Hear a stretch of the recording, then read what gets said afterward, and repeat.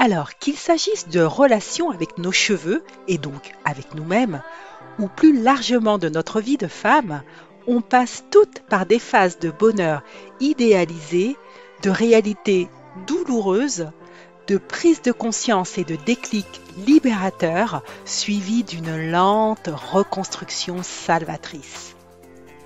C'est ce cheminement tellement riche d'enseignements sur nous-mêmes et sur les autres que j'ai envie de te partager avec ma charmante invitée d'aujourd'hui.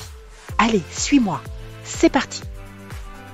Bonjour et bienvenue dans le premier podcast qui parle aux femmes ayant tout essayé pour réussir à prendre soin de leurs cheveux naturels. Je m'appelle Carole Seguin, passionnée de cheveux et de soins naturels depuis 2013. Je suis coach capillaire certifiée et je t'aide à imaginer tes propres solutions pour rester belle, féminine et confiante avec tes cheveux. Welcome aux femmes qui veulent faire de leur rêve de chevelure naturelle une réalité et transformer leur vie. Aujourd'hui, j'ai le plaisir d'accueillir Catherine Bombardier. Cette Québécoise, maman de 4 enfants, multipotentielle, est une grande amoureuse du développement personnel et de la recherche d'une vie meilleure. Nos routes se sont croisées à l'Académie du podcast et nos énergies ont tout de suite matché. Tu sais, la vie nous offre de magnifiques rencontres. Et franchement, avec Catherine, elle fait vraiment partie de l'une d'elles. C'est pourquoi je tenais à te la présenter. Son podcast, Le bonheur, un choix à la fois, donne les clés d'une vie meilleure aux femmes qui désirent reprendre le contrôle de leur vie pour s'épanouir, être libres et heureuses. Je te mettrai les liens vers son podcast et ses réseaux sociaux en description de cet épisode.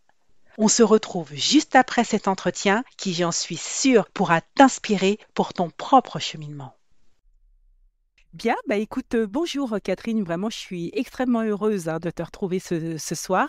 Bienvenue sur mon podcast. J'espère que tu vas bien. Je vais très bien, merci beaucoup. Le plaisir est pour moi, Carole. Ça me fait très plaisir d'être ici avec toi. Ah, super, super. Eh bien, écoute, on continue notre petite discussion, qu'on avait un peu initiée toutes les deux. Déjà, tu m'avais invitée sur ton podcast. Eh bien, comme on dit, je te rends l'invitation et c'est vraiment avec grand plaisir que voilà, du coup, on continue un peu notre échange entre podcasteuses et surtout passionnés de la vie, en fait. Voilà, chacun son domaine, mais passionnés de la vie. Tout à fait, tout à fait. Super. Ok, Catherine. Eh bien, écoute, moi, je vais te poser quelques petites questions comme ça. Mais moi, ce que je voudrais un peu comprendre et un peu que tu nous dises, c'est un peu ton parcours. Qu'est-ce qui t'a mené jusqu'ici? Et puis que tu nous expliques un petit peu, si tu veux bien, les étapes clés finalement de ton cheminement. Ça te va? Oui, tout à fait. Je vais essayer de faire ce cours parce que quand même, c'est comme une période de 23 ans de ma vie à peu près. Ça, là, j'ai 44 ans, donc à partir de l'âge de 21 ans, j'ai commencé à la naissance de ma première fille. Moi, j'ai 4 enfants, 3 filles et un garçon. Et à la naissance de ma première fille, j'ai commencé à m'intéresser au développement personnel parce que je voulais être une meilleure maman. Et depuis, j'ai jamais arrêté. J'ai suivi des formations, j'ai lu des dizaines de livres, j'ai fait toutes sortes j'ai essayé toutes sortes de trucs, des techniques, des psychothérapies et tout ça. Et quand j'ai eu des enfants, j'ai arrêté de rêver. J'ai pris, je ne sais pas si c'était comme moi, là, mais en tout cas, moi, j'ai arrêté de rêver. Je me suis consacrée à 2000% à mes enfants. À tes enfants, Donc, ouais. Ok. ouais. Et du coup, est-ce que tu peux juste un petit peu nous décrire la situation que tu vivais avant de connaître le bonheur que tu vis actuellement, en fait? Est-ce que tu peux juste nous décrire la situation? Tout à fait, tout à fait. Dans le fond, j'avais trouvé des jobs, des emplois alimentaires qui ne me plaisaient pas, qui n'allaient pas avec qui j'étais vraiment, seulement pour faire fonctionner la famille, comme pour suivre l'horaire des enfants, puis être juste disponible pour les enfants. Donc, et là, à un moment donné, vers l'âge de 40 ans, dépression, ça ne fonctionnait plus, j'étais vraiment plus heureuse. J'avais changé de patronne à l'époque, et puis j'étais plus heureuse, et j'ai tout laissé tomber. J'ai dit, OK, là, j'ai eu une intuition très, très, très forte qui me disait, Catherine, tu dois aller faire des conférences dans les écoles et tu dois apprendre aux gens tout ce que tu as appris, aider les gens aussi à être heureux. Donc, j'ai laissé tomber mon emploi de travailler comme secrétaire de direction dans une grande école secondaire. Donc, j'ai laissé fonds de pension, bon salaire, 8 semaines de vacances, le 8 à 4. Tu sais, la job que mes parents ou mes grands-parents auraient dit « Hey, wow, t'as les pieds placés, tu restes là jusqu'à la fin de tes jours. » Ouais, la Mais moi, je ne pouvais stabilité. pas. Ouais, la Et voilà. stabilité. Et du coup, justement, pourquoi c'était Ouais. si important ce job-là? Pourquoi cette vie-là, elle était si importante pour toi à cette époque, avant que tu décides finalement de changer? Ben, en fait, c'était beaucoup les conditions, puis comment je pourrais dire, pas le standing, mais j'avais l'impression d'être quelqu'un en faisant ce poste-là. Sauf que j'aidais ma directrice, le fonctionnement de l'école, tout ça, mais j'avais pas l'impression de contribuer personnellement au bonheur de chacun, puis de vraiment faire rayonner les gens. Même si j'étais efficace, même si je faisais une super bonne job, je pouvais pas. Et du coup, en quoi ça avait un impact négatif, ça, de ne pas justement faire rayonner les gens, de pas contribuer? En quoi finalement c'était négatif pour toi? Quels étaient les Ben, impacts? moi, les impacts, en fait, j'ai développé un trouble du comportement alimentaire. Mhm. J'étais beaucoup moins patiente avec les enfants. Ma vie personnelle était comme débalancée aussi. La mémoire, tu sais, la mémoire était plus là, la concentration, les émotions à fleur de peau tout le temps. Tu sais, j'étais plus capable à la fin, là, quand j'ai été en arrêt de travail, j'étais plus capable de fonctionner, de fournir le niveau d'excellence de travail que j'étais capable de faire. Mon cerveau ne voulait plus rien savoir. Ça a vraiment impacté chacune des sphères de ma vie, là, familiale. Ah Même oui. l'amitié, je me suis repliée sur moi-même. On veut voir le moins de gens possible. On veut interagir le moins possible parce que notre énergie vitale, elle se concentre à rester en vie. Si on veut juste rester en vie, donc on se protège puis on veut rester dans notre petit cocon. Mhm. Donc en fait, les émotions négatives, c'était un repli sur toi, c'était vraiment est-ce que c'était de la tristesse, est-ce que c'était de l'abattement, en fait, c'était vraiment, qu'est-ce que tu Ouais, ressentais émotionnellement? tristesse, déception de ne pas être à la hauteur de qui je croyais vouloir être. Ouais, de la colère, du dénigrement, du déni, beaucoup de déni face à qui j'étais vraiment, à mon côté créatif, à mon côté multipotentiel. D'ailleurs, c'est pendant mon arrêt de travail que j'ai découvert que j'étais multipotentiel et que mon mode de fonctionnement dans ma tête est différent de quelqu'un qui est typique. Donc, ça a été vraiment un gros changement. Un gros changement. Et quand tu parles de colère, de déni, finalement d'être déception de ne pas être à la hauteur, alors que c'était quelque chose, une vie que tu souhaitais, c'était une vie de standing, une vie Mhm, équilibrée, une vie cadrée, comme tu l'as dit, avec tous les avantages, mhm. etc. Ce qui est surprenant, mais qui arrive à beaucoup de personnes, hein, c'est qu'on rêve de quelque chose, on suit un chemin, on le poursuit, c'est exactement ce qu'on veut, et à un moment donné, eh ben, on se rend compte que non, malgré tout ce que j'ai, tout ce que je souhaite, tout ce que j'ai Mhm. rêvé, eh ben, en fin de compte, ça ne me rend pas heureuse. Et du coup, ça a été quoi le déclic pour toi? Ça a été, qu'est-ce qui s'est, à quel moment tu as réussi à passer le cap? C'est très drôle que tu parles de ça parce que dans mon premier épisode de podcast, le titre, c'est La balayeuse qui a changé ma vie. Mhm. C'est vraiment, ça faisait des années, je me disais, mais c'est quoi ma passion à moi, Catherine Bombardier? Qu'est-ce qui me passionne dans la vie puis que je pourrais vraiment miser sur ça pour développer la suite? Et là, je suis à la maison, je suis en arrêt de travail, les enfants sont à l'école, mon mari est au travail aussi. Et je fais du ménage et là, je passe l'aspirateur. Et tout d'un coup, j'ai vraiment un moment d'épiphanie, un rare moment extraordinaire. Et là, ça fait, Catherine, ta passion, c'est les gens. Et là, je me mets à pleurer comme un enfant. Je ris, je pleure, je danse. Je suis tellement euphorique parce que j'avais posé la question à l'univers, j'avais laissé ça aller, même si, tu sais, je faisais du développement personnel, je faisais des tests de personnalité, toutes sortes de choses. Et là, ça a vraiment fait, OK, vraiment, la connexion avec les gens, c'est ma passion pour vrai, là. Alors, à partir de là, ça a été vraiment le pivot, le point tournant de ma vie à ce moment-là. Ah, d'accord. Et je m'en souviens très bien là, de ce moment-là, que je suis dans le salon, là, je suis près de la télé, je sais exactement où je me trouve. Et là, c'était fantastique. Ah, tu parles d'épiphanie, de moments où en fait, voilà, il y a eu une révélation. C'est comme si en Oui, faisant une chose classique qui est de simplement faire le ménage et passer l'aspirateur, il s'est passé un truc, un déclic dans ta vie. Tu as senti que c'était ça. Et tu parlais de message à l'univers, que tu avais envoyé un message à l'univers. C'est déjà quelque chose que tu avais un petit peu questionné, quelque chose que tu voulais chercher et la réponse est arrivée à ce moment-là ou est-ce que c'est arrivé oui. comme ça?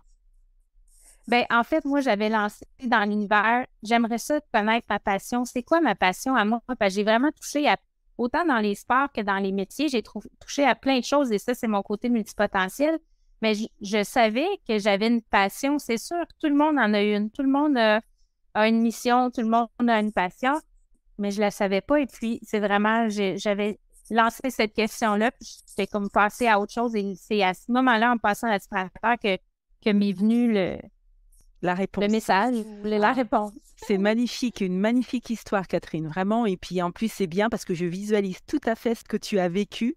Bien sûr, j'ai pas la notion du lieu, mais j'imagine très bien ce que tu as pu ressentir en passant dans un petit moment tout simple de ménage quotidien. Voilà, la réponse est venue à toi alors que tu avais lancé ce message dans l'univers.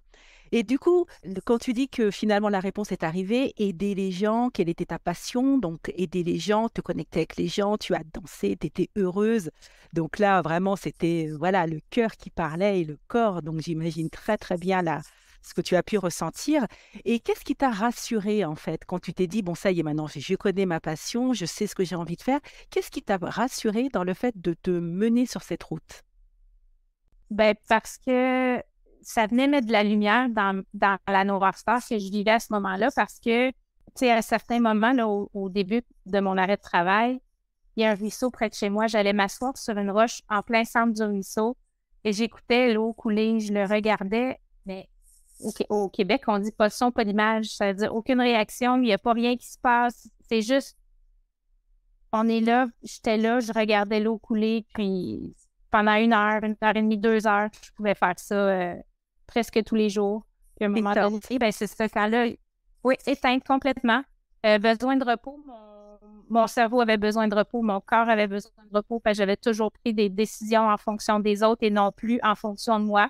Donc, ce moment d'épiphanie-là m'a autorisé à dire, OK, moi aussi, j'ai une passion et moi aussi, je peux faire des choix pour moi. Je peux faire des choix qui sont alignés avec mon essence profonde, avec mon âme, puis avec qui je suis vraiment. Donc, ça a été vraiment fabuleux. Le reste, c'est une décision, un heureux choix après l'autre. Après ça, ça a été un long chemin, mais quand même, ça a été. Est-ce que ça répond bien à ta question? C'est exactement ça, ça répond parfaitement. Oui. Moi, je OK. comprends quand tu racontes l'histoire du ruisseau où tu restes 1 heure et demie complètement éteinte. Là, quand tu as eu ton moment d'épiphanie, que tu as eu cette révélation, j'imagine que tu es retournée près de ce ruisseau. Et là, du coup, les choses t'étaient allumées, t'étais claire et finalement, l'énergie du ruisseau est rentrée en toi et ça t'a mis vraiment sur une sorte de zénitude, de sérénité par rapport au fait que tu savais que ta route était tracée. Exactement, Tu exactement. vois, Que j'y tu étais es- pas, mais je vois tout à fait ce que tu as pu Oui, vivre. Oui, vas-y. oui, oui.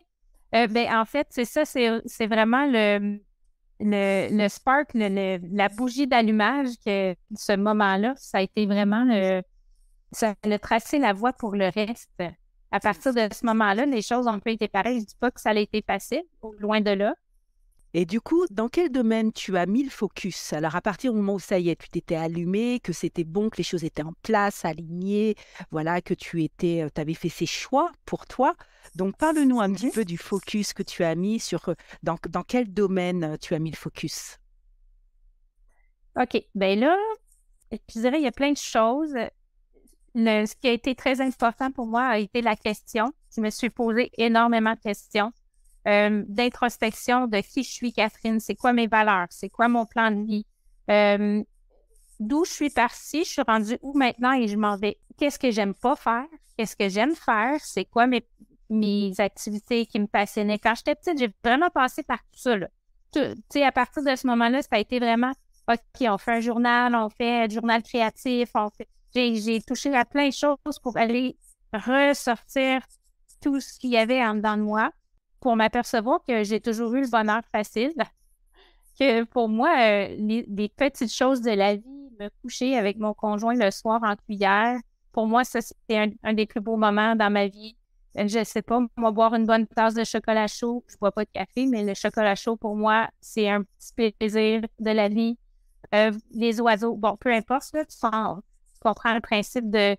Moi, j'ai vraiment, en dedans de moi, ça, que j'avais perdu, que c'était éteint. Et vraiment, avec les choix que j'ai faits des formations que j'ai suivies, parce que je suivais mon intuition. Si la formation m'interpellait, j'allais prendre la formation. Et c'est là que la ZES, l'Académie Zéro Limite, est venue à moi. Je me souviens plus dans quel contexte, par contre, avec Martin Latulippe, là, on apprend à faire du business en ligne. Donc, là, quand j'ai vu l'annonce de Martin, j'ai fait, c'est exactement ça que ça me prend. Et là, à ce moment-là, ben, c'était les coûts financiers, j'étais en arrêt de travail, 4 enfants, nanana. Et, mais je disais à mon conjoint, je dis qu'il faut vraiment que je fasse cette formation-là, mais il faut vraiment que je la fasse. Et ça aussi, ça a été un autre point tournant qui m'a amené à un autre point, qui m'a amené à un autre point. Donc, vraiment, suivre mon intuition a été une clé incroyable. Donc, suivre ton intuition, effectivement, la réponse est venue à toi sur le fait que tu voulais partager, que tu voulais transmettre et qu'il fallait donc te former pour pouvoir un peu structurer tout ça.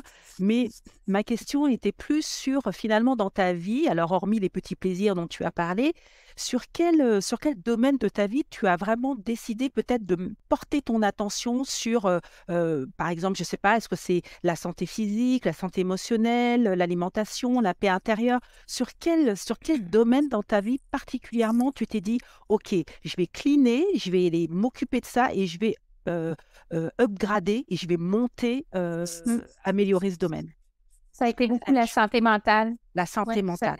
Oui, beaucoup, beaucoup la santé mentale parce qu'à ce moment-là, j'avais développé de l'anxiété aussi. Ah, Donc, j'avais jamais fait ça de ma vie et je comprenais pas d'où ça venait.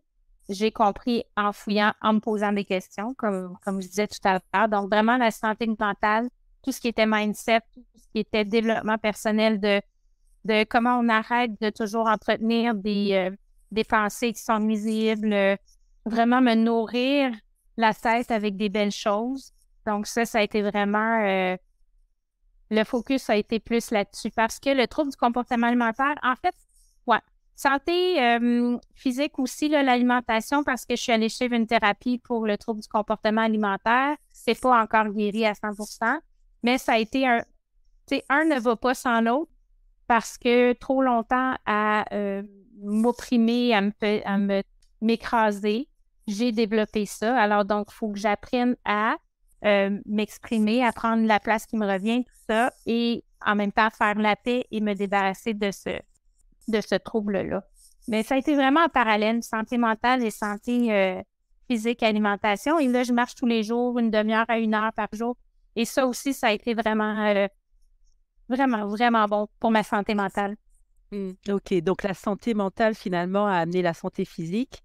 Oui. Et voilà, donc finalement, une meilleure énergie, une meilleure nourriture émotionnelle et physique, on va le dire, puisque Oui. tu parlais de troubles alimentaires.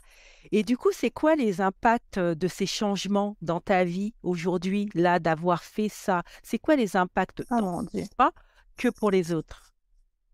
Ben, premièrement, je me couche le soir, j'ai hâte au lendemain matin. J'ai hâte de travailler sur mon projet. J'ai redéfini mes valeurs complètement. C'est sûr que des valeurs, ça va être en mouvance comme la vie. Tu sais, la vie n'est pas une longue ligne droite. Donc, mes valeurs que j'avais quand mes enfants étaient encore à la maison, amour, respect, partage, entraide, ont mué vers amour, famille, plaisir, créativité, liberté. Donc, maintenant, je peux me permettre, et c'est ça que je vis aujourd'hui, je crée plein de choses dans mon entreprise, je suis libre de faire ce que je veux, quand je veux. Mon horaire, c'est moi qui l'établis. Je suis plus disponible pour les autres, je suis plus souriante. Mon énergie, je dégage plus d'énergie positive aussi autour de moi. J'ai vraiment l'impression de rayonner beaucoup, beaucoup plus. Puis en même temps, ben, j'espère, ils me l'ont pas dit, mais j'espère d'être une source d'inspiration pour les enfants. Ah, c'est super, vraiment, vraiment, c'est magnifique ce parcours, c'est fantastique en fait. Et du coup, puisque tu parles de tout ça, de disponible pour les autres, hâte de travailler sur ton projet, tes valeurs, l'énergie que tu as, le rayonnement, etc., que tu exerces autour de toi, est-ce que tu peux nous raconter tes petits rituels bonheur? Alors, tu as parlé tout à l'heure de te mettre en cuillère avec ton mari, m'as parlé de chocolat chaud, etc., d'aller marcher, etc. Mais est-ce que tu as des petits rituels bonheur comme ça qui te font du bien ou que tu aimerais Oui. partager? Oui, ben en fait, mon plus gros rituel bonheur, c'est le matin en me réveillant. Donc, je prends mon temps. En fait, juste une petite parenthèse, quand j'ai quitté mon emploi, j'étais plus capable d'entendre le cadran sonner le réveil matin, sonner tous les matins, j'en pouvais plus. Moi, je me suis dit, c'est pas vrai que je vais passer ma vie à me réveiller stressée au son du cadran. Donc, ça a été comme vraiment. Fait que le matin, je me réveille quand mon corps a besoin de se réveiller. Donc, je sais que ma nuit de sommeil a été bonne et je sais que l'énergie, elle est là. Donc, à partir de ce moment-là, je fais mes gratitudes tous les matins, 3, 4, 5, 6, 10 gratitudes, tout dépendant. Minimum 3 et plus. Donc, gratitude, je prends le temps de m'étirer, je prends le temps d'apprécier mes couvertes, mon oreiller, de dire, ben, je suis chanceuse d'avoir un toit sur la tête, d'avoir de vivre dans l'abondance. Donc, la gratitude. Ensuite de ça, j'essaie de me souvenir de mes rêves parce que là, je suis en train de prendre une formation sur le Super Brain pour la mémoire parce qu'en préménopause, on perd un peu la mémoire. Donc, j'essaie de me souvenir de mes rêves, voir s'il n'y aurait pas des petits indices sur la prochaine action que je dois poser ou ouais, dans quelle direction je dois m'en aller. Donc, j'essaie de me souvenir de mes rêves. Ensuite de ça, je me pose toujours la question, qu'est-ce qui est requis pour moi? Et ça, c'est avec Karine Champagne que je l'ai apprise, une femme extraordinaire au Québec. Alors, qu'est-ce qui est requis pour moi aujourd'hui? Donc, selon la réponse, dessiner, relaxer, faire de la méditation, du yoga, aller marcher, dans la journée, quelque part, je vais faire ce que mon corps et mon âme m'ont dit de faire à ce moment-là. Donc, ensuite de ça, ben, je me lève, petite routine déjeuner et je vais marcher tous les matins 1/2 heure à 1 heure avec le chien, souvent en nature. J'ai la chance d'habiter à côté d'une montagne, donc je vais souvent en nature et ça me reconnecte, ça me donne de l'énergie. Et soit je fais de la lecture, soit je vais faire un petit peu une formation, une 1/2 heure de formation ou du journaling. Là. Je vais écrire mes pensées. Donc, ça va varier là-dedans. Là. Mais c'est pas mal la routine, ma routine bonheur là, le matin, c'est vraiment ça. Ce qui est formidable dans ta routine bonheur, c'est le temps que tu consacres à la gratitude, à tes gratitudes, remercier pour ce que tu as. Et c'est vrai que si on veut passer à un niveau supérieur dans la vie, il faut déjà remercier et avoir énormément une profonde et une très sincère gratitude pour ce que l'on a aujourd'hui déjà. Et ça nous met déjà en joie, ça nous met dans une énergie positive parce qu'on est heureux de petites choses comme de grandes. Et après, effectivement, on peut être en mesure de s'élever et de demander plus.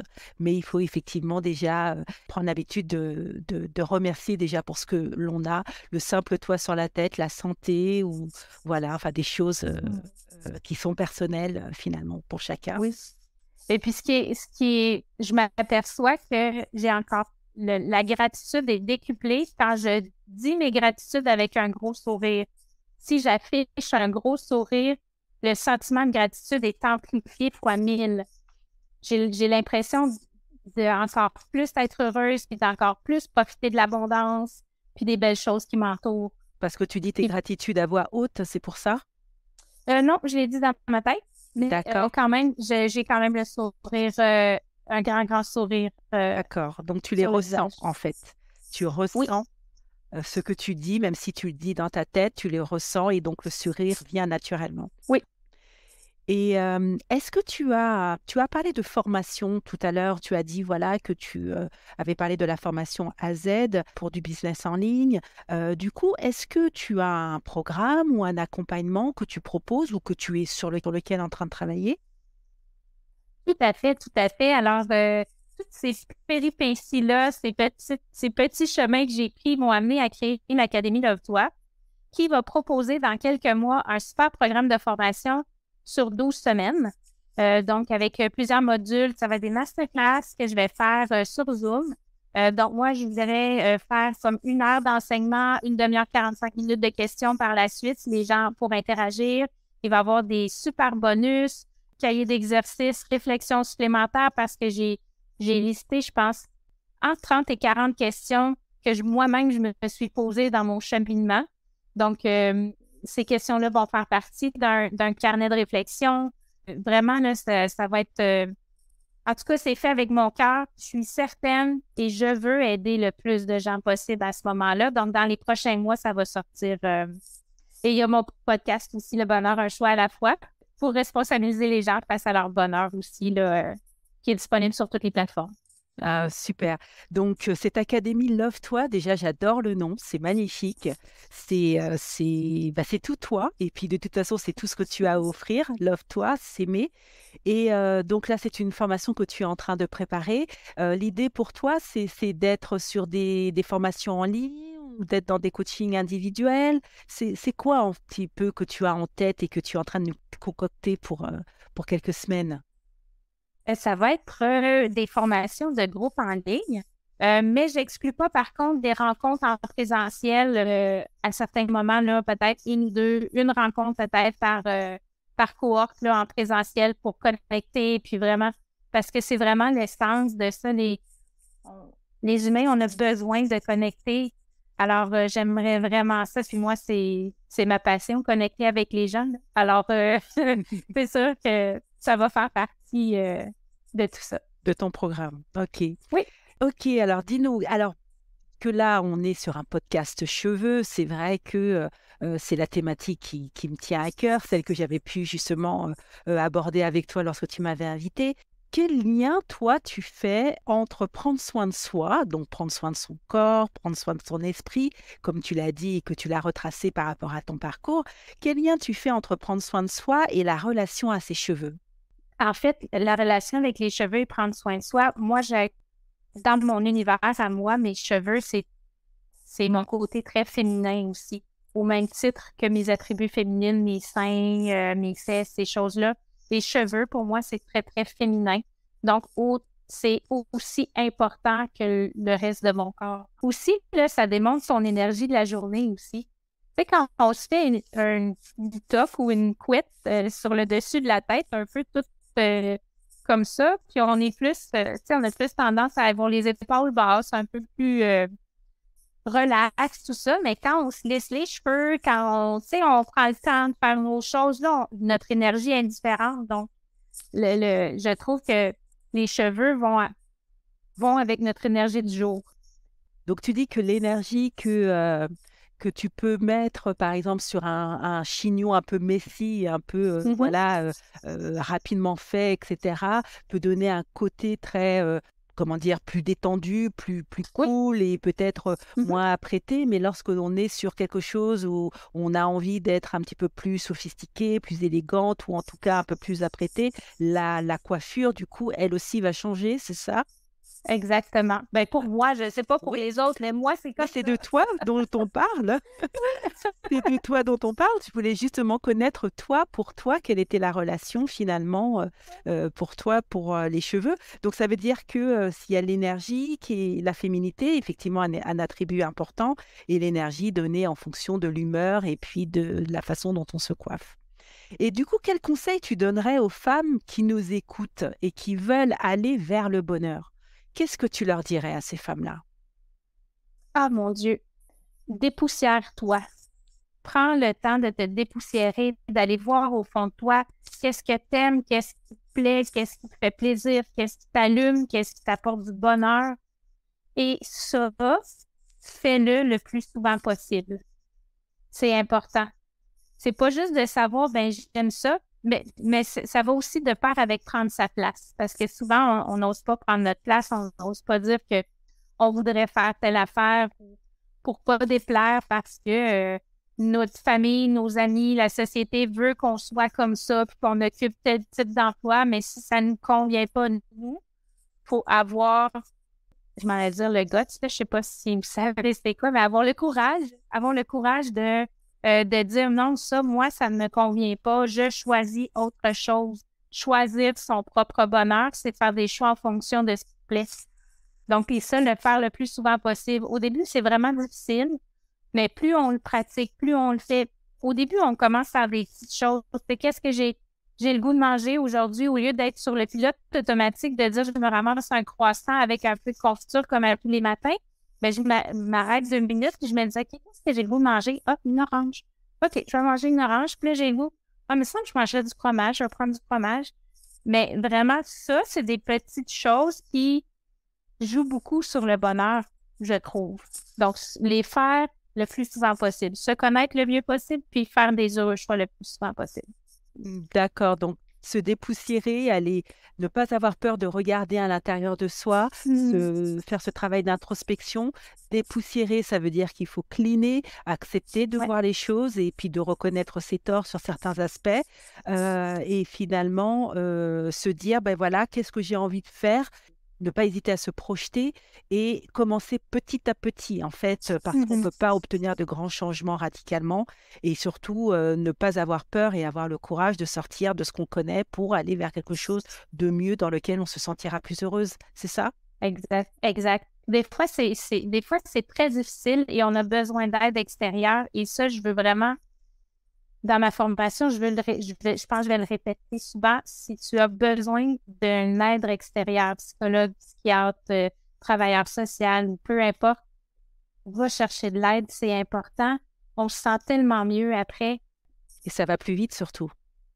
Ouais, aussi. Et ça va plus vite. J'aimerais te demander si tu devais résumer ton parcours en quelques mots. Qu'est-ce que tu dirais? Obstacle, réussite, obstacle, réussite, réussite, réussite, obstacle. Donc, je dirais que c'est vraiment la persévérance, persévérer, que les obstacles ne te définissent pas. Les obstacles font la personne que tu es aujourd'hui. Donc, tes choix que tu as faits dans le passé, les choix que j'ai faits dans le passé m'ont amené qui je suis aujourd'hui. Donc, avec mon trouble de comportement alimentaire, avec l'anxiété que j'ai vécue, que j'ai vaincue, avec. Et les choix que je fais aujourd'hui, je dois être consciente de faire des heureux choix pour me propulser vers un avenir que je veux avoir, un avenir de rêve. Donc, c'est vraiment... Ouais. Est-ce que c'est correct comme réponse, ça te va? Ou... C'est ta réponse, c'est pas la mienne, c'est ta réponse. Non, c'est comment tu... Comme tu... n'étais pas sûre de comprendre, de répondre à ta question. Non, tu as très bien répondu. C'était de résumer, en fin de compte, ton parcours. Et là, tu l'as résumé avec tes mots. Je comprends tout à fait. Je comprends qu'une chose, c'est que les choses pour lesquelles tu as de l'importance, pour les choses dans ta vie pour lesquelles tu donnes de l'importance, eh bien, c'est de pouvoir les faire qui te rend heureuse. Oui, tout à fait. Moi, c'est ce que je comprends de ce que tu dis. Et c'est ça qu'il faut, je pense, le plus possible. Enfin, il faut sans que ça soit une obligation, mais que le cœur nous incite à faire. Donner de l'importance aux choses qui nous rendent heureuses. Oui. Et c'est comme ça qu'on a une vie heureuse, en fait. Et se choisir en premier avant de choisir les autres. Exactement. Et si on choisit les autres, il faut que ça nous rende heureuses. Et si ça ne nous rend pas heureux, on repousse les autres et on se recentre sur soi. Exactement. Donc, Catherine, on a bien résumé, enfin, tu as bien résumé ton parcours. On a très bien compris, effectivement, déjà que la vie n'est pas un long fleuve tranquille. Hein, déjà, qu'il y a effectivement beaucoup d'obstacles et de réussites et que chaque obstacle nous en apprend un peu plus sur nous-mêmes et nous permet d'avancer encore plus loin. Moi, j'étais un peu curieuse de savoir sur le programme que tu es en train de préparer, Love-toi, du coup, ça parle à qui? Qui va pouvoir bénéficier de tous tes conseils et de tout ce que tu as à offrir au monde? En fait, je m'adresse beaucoup aux femmes. Les hommes par la bande, parce que souvent, les femmes écoutent le podcast dans la voiture, avec les enfants, avec le conjoint, c'est ça. Mais c'est plutôt les femmes, je dirais, 30, 50 ans, qui ont des enfants et se sont beaucoup oubliés, qui ne savent plus rêver, que c'est comme un brouillard, que dans le fond, ils subissent leur vie plutôt que la vivre, sont malheureuses, elles ne savent plus qui elles sont, elles ont oublié de rêver et elles ont oublié qu'elles aussi, elles avaient des besoins. Donc, vraiment, la femme qui désire éclaircir leur vie, remettre le focus sur ce qui est vraiment important pour elles, reprendre le contrôle de leur vie puis se responsabiliser face à leur bonheur. Effectivement, parce que souvent, par habitude et aussi peut-être par un peu facilité, on se laisse porter et puis on accuse entre guillemets les autres, qui sont responsables de nos difficultés, de nos malheurs et finalement, voilà et se responsabiliser, ça veut dire que, bah, déjà admettre qu'on a une partie importante soi-même pour différentes raisons, hein. Tu as parlé de ton parcours, du standing, de la vie un peu parfaite, de la vie de famille, mariée, les enfants, et cetera, le job, père, confortable, mais qui n'était pas suffisant en fait, et finalement tu as décidé de tout changer, de balayer tout ça. Enfin, tu as décidé, non, la vie t'a obligé. La vie, Parce que je ne l'avais pas écouté. voilà, tu ne l'avais pas écouté, donc elle dit: «Eh, je ne parle pas assez fort, je vais donc parler un bon coup à Catherine, je vais la mettre en burn-out et puis voilà, comme ça va être Voilà. réglé». Et donc finalement, voilà, ça en revient à ce qu'on disait sur les difficultés, sur les enseignements que l'on prend, mais la leçon finale de tout ça, c'est quoi? C'est qu'il faut se responsabiliser et se prendre en main, tout simplement Oui. et qu'on a toutes les capacités pour le faire et si c'est un peu difficile, si on n'y voit pas clair, si on croit qu'on ne peut pas le faire, eh bien, on apprend, on se fait accompagner et ça permet justement de déposer un peu tout ça, ce fardeau, le poser sur les épaules de quelqu'un d'autre qui va te permettre de mieux voir, t'aider à mieux voir les choses. La personne ne fera Oui. pas les choses à ta place, c'est évident, mais Non. par contre, elle te permettra de voir là où tu ne voyais pas. Ça prend du temps, ça prend un investissement d'énergie, de temps, il faut être patient, il faut beaucoup de bienveillance et bien d'amour pour marcher le chemin du changement comme ça, mais c'est possible.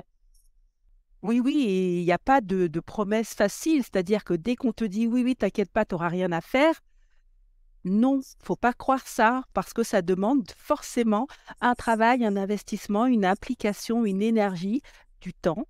Bien évidemment, un investissement financier, mais aussi un investissement, oui, en temps, en énergie et du Exact. coup, c'est que c'est la personne qui évolue, c'est soi. Donc si on évolue soi-même, forcément, ça demande du travail par soi, en fait, Oui, tout simplement. exactement. Exact. Tout à l'heure, je disais les femmes de 30 à 50 ans, mais en fait, il n'y a pas d'âge. Dans le fond, peu importe où tu es rendu dans ta vie, si tu manques de clarté, si tu n'es pas bien, tu te sens pas bien, mais tu ne sais pas pourquoi. Donc, vraiment, je pense qu'il n'y a pas d'âge parce qu'à chaque âge, il y a des étapes qu'on franchit, mais que je pense que l'Académie Love-toi, le programme de l'Académie Love-toi peut aider vraiment une panoplie de gens. J'ai vraiment hâte de le présenter. Ah, en tout cas, moi, je serai aux premières loges. Vraiment, je te soutiens à fond, à fond, à fond. Et voilà, j'ai hâte de voir ce que tu vas produire. Et surtout, quand on fait les choses avec le cœur, voilà, c'est déjà donner ça, déjà. Et après, il y Oui, a forcément des personnes qui sont intéressées ou qui sont sensibles ou avec qui ça entre en résonance parce que c'est fait avec le cœur. Voilà. Donc, moi, je exact. comprends tout à fait ce que tu dis. Et vraiment, j'ai hâte de voir tout ça. En tout cas, moi, j'ai été Oui. extrêmement heureuse de cet échange, Catherine. Voilà, moi, je trouve que tu es une belle personne. Je trouve que le bonheur, un choix à la fois, c'est magnifique le nom de ton podcast. Ça résume bien, bien les choses, c'est-à-dire qu'on y va petit à petit, mais surtout le choix, c'est nous qui devons nous le donner, parce que sinon, quelqu'un d'autre le donnera à notre place. Exactement. Et on donne notre pouvoir aux autres dans ce temps-là. Alors, reprenons notre Exactement. pouvoir, faisons des choix heureux, des heureux choix. Alors, si toi aussi, tu penses que le bonheur est une question de choix, je t'invite à retrouver Catherine sur son podcast Le bonheur, un choix à la fois. Il est disponible sur toutes les plateformes. Et si tu veux, écoute son épisode 11, Le bonheur se trouve aussi dans les cheveux, car tu le sais, il est possible d'améliorer son niveau de bonheur et de bien-être en prenant soin de ses cheveux. Alors moi je te dis à la semaine prochaine pour un nouvel épisode et j'ai vraiment, mais vraiment hâte de te retrouver. Salut!